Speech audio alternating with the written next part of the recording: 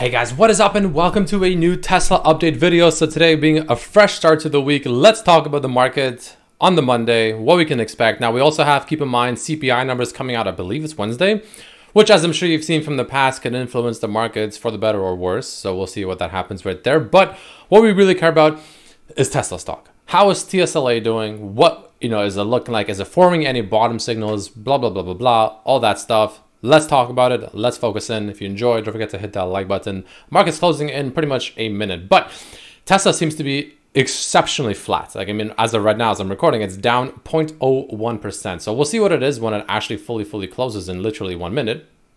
But Tesla pretty much being as flat as possible, which is a good sign. I hope you guys remember the one thing that I talked about. I think it was all the way up here. Yeah, it was this one here.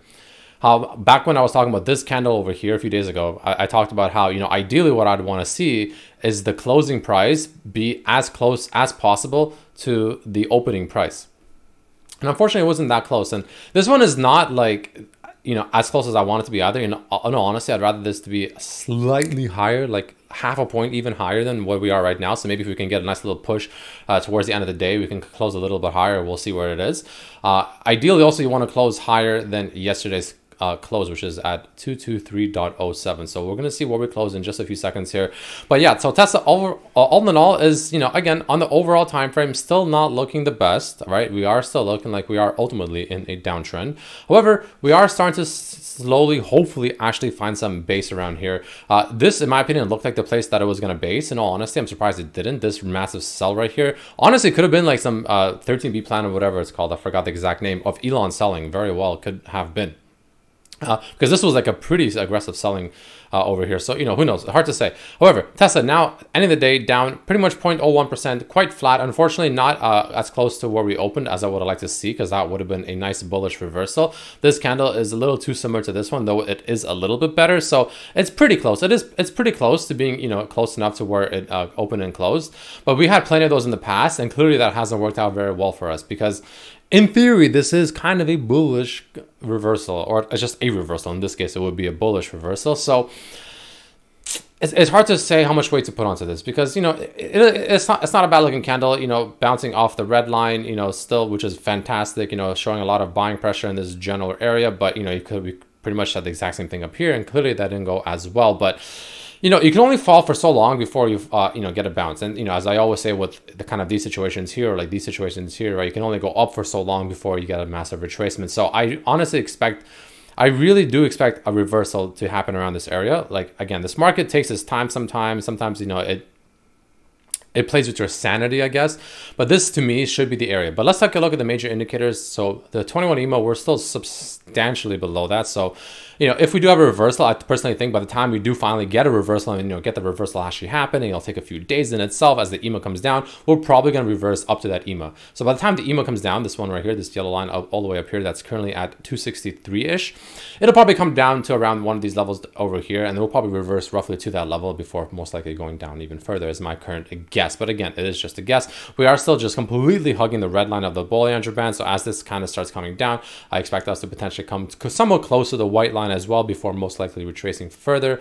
That's the overall general kind of idea, or the structure I have in my head right now, that the longer we hug this red line, like, we are going to bounce off of it sooner or later, right? Even though, like, we had some serious downtrends like this right here where we hugged it for quite a while, we did get an overall nice bounce regardless. And I do think we're going to get something like this right here, right, where we kind of hugged it for quite a while, and then we eventually got this nice beautiful bounce right back to the white line, right? I expect something similar like that to happen around here. That is my current kind of guess, if you will, or speculation, if you will, right? So that's something that I'm currently seeing as something that might happen.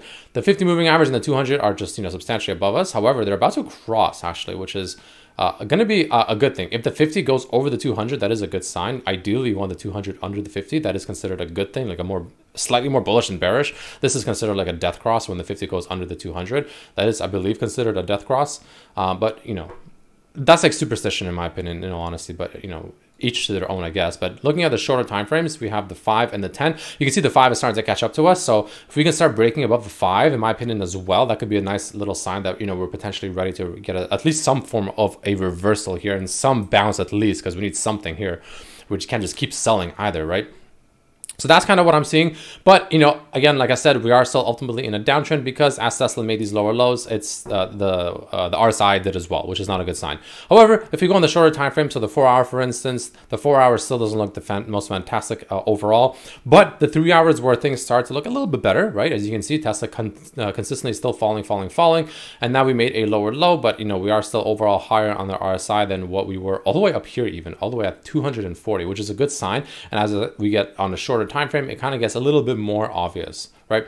That we are kind of making a bit of a bullish divergence. It's a bit of a sloppy one. It's not the most cleanest, you know, bullish divergence, but it is nonetheless that, you know, it is that regardless. On top of that, we're also at, you know, what in theory should be a heavy, like super heavy support area around this general level. Like I would be legitimately just very surprised if we not only sell further down just straight from here without at least some bounce, you know, multi-day bounce or something like that, but especially if we just casually fall below like these lows over here and we set a new 52-week low, which will be pretty much underneath $207. Like that would, I mean, again, it's not impossible, especially in a market like this, especially with CPI coming out in a couple of days. I mean, who knows what that's going to bring for us.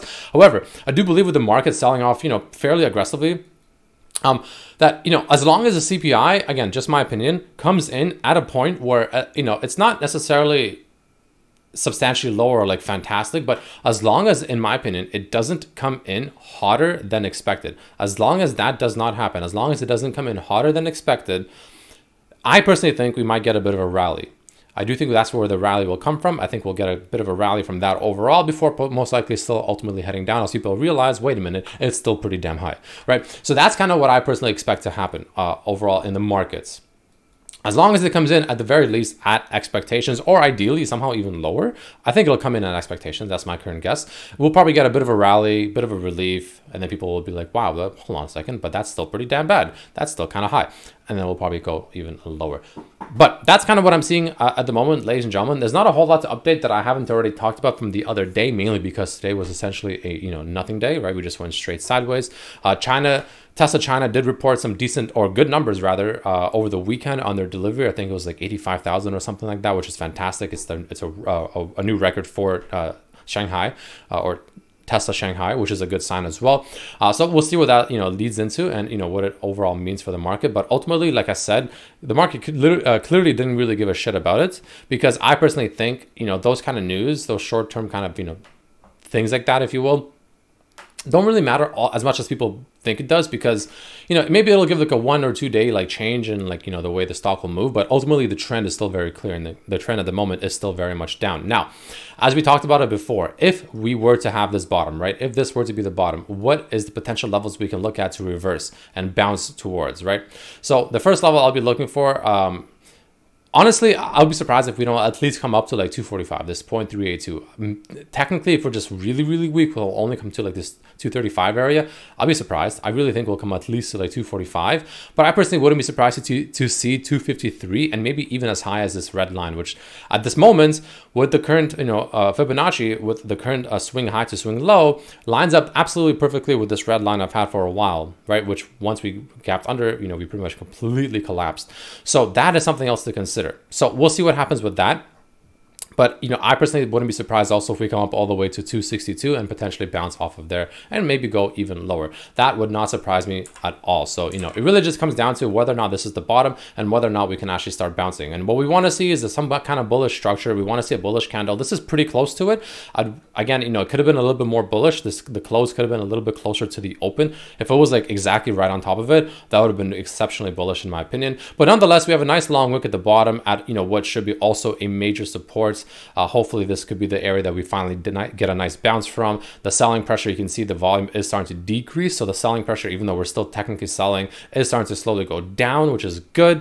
So the sellers seem to be running out of steam, which is a nice sign. So we can, you know, have the buyers finally step in, the bulls step in, get this thing up a little bit, give it some life for at least, you know, some days, if you will, which will be a good sign as well. And that's essentially what I am seeing at the very moment, right? So hard to say off of this because, again, today nothing really happened, nothing too crazy, nothing too bullish, but nothing too bearish either. Just a nothing day for the most part. But again, like I said before, if there is a place to bounce, in my opinion, it pretty much needs to be here, right? It really needs to be pretty much right around this level. So I'm hopeful. I'm chilling. You know, I'm waiting. I'm patient. I bought some shares, you know, on Friday. I haven't bought anything today. I didn't do anything today at all. I'm just letting this play out. If we drop lower somehow, I'll buy more. If not, great. Then we rally and I'll sell, right? At least those shares, and then I'll make some changes to the puts I sold, which are, you know, some of them are definitely in the water now, unfortunately. But if we get this rally, how I think we will, I should be fine and everything should be good. I might still take a bit of a hit on some of them, but ultimately come out, you know, still on top, which is going to be, you know, a good thing for me, of course. So we'll see what happens with that. But that's essentially what I'm seeing, guys. Not a whole lot more to update. But again, if we were to get a bounce, I still believe this is pretty much the area to bounce from. But yeah, thanks for watching, guys. Let me know what you think down below. Maybe if I missed anything, if you see something I don't, but yeah, let me know what you think, and I'll see you tomorrow. Peace.